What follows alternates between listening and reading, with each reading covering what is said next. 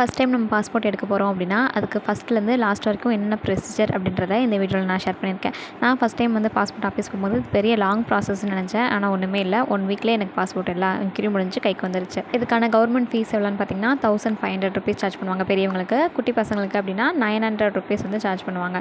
இதுவே நம்ம ப்ரௌசிங் சென்டரில் அப்ளை பண்ணுறோம் அப்படின்னா எக்ஸ்ட்ரா வந்து 500 வந்து சார்ஜ் பண்ணுற மாதிரி இருக்கும். இதுவே நம்மளே வந்து அப்ளை பண்ணிக்கிறதுக்கு கவர்மெண்ட்லேருந்து 2 வெப்சைட்டுமே வந்து லான்ச் பண்ணியிருக்காங்க. அந்த வெப்சைட் மூலமாக பண்ணும்போது நமக்கு என்ன ஃபீஸோ அதை மட்டும் நம்ம பே பண்ணால் போதும். எக்ஸ்ட்ரா அமௌண்ட் எதுவும் பே பண்ண தேவையில்லை. ஃபஸ்ட்டு எங்கே போய் அப்ளை பண்ணணும்னு பார்த்தீங்கன்னா பக்கத்தில் இருக்க ப்ரௌசிங் சென்டர் அப்படின்னா இசேவை மையத்தில் கூட அப்ளை பண்ணலாம்.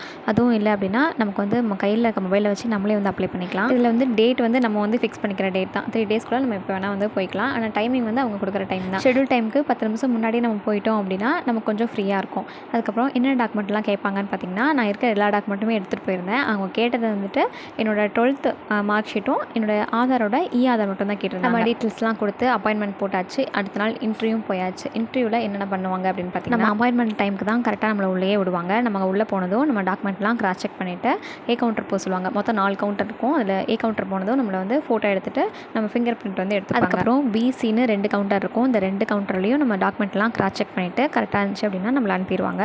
அதுக்கப்புறம் 1 or 2 டேஸில் நமக்கு போலீஸ் என்கொயரி வரும். போலீஸ் என்கொயரி முடிஞ்சு ஒரு 1 வீக்கில் நம்ம பாஸ்போர்ட் நம்ம கையில் கிடச்சிடும்.